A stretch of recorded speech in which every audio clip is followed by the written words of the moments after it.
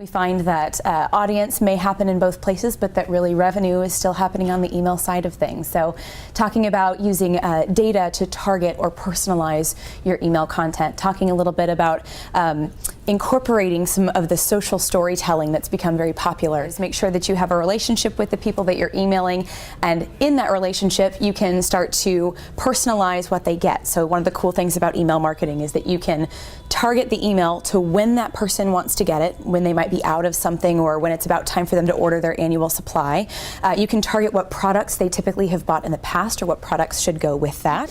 And then being able to automate the follow-up. We noticed that you didn't buy. We noticed that you bought more than you usually do. We'd love to be able to build on that relationship. So all that can be kind of automated and still feel very personal.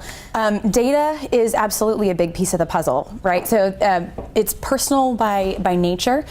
Using somebody's first name feels very personal, but using what somebody's purchased, understanding why they've made that purchase, understanding the life cycle of that purchase, that's where the data really starts to come alive.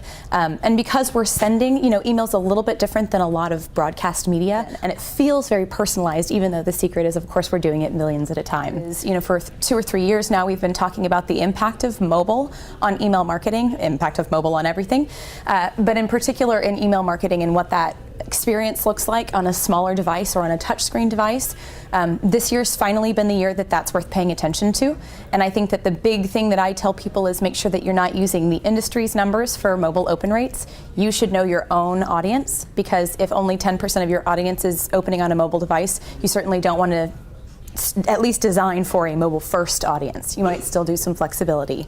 The other thing has been multimedia. So this is maybe social media's influence a little bit, but as bandwidths increase, video is the preferred storytelling medium. It's the preferred way to get a very visual example of what your product can do or what your clients can do with your product, and to feature those stories.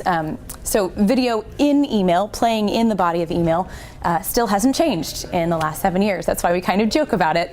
But the idea of using video in conjunction with email really has blossomed a lot in the last few years.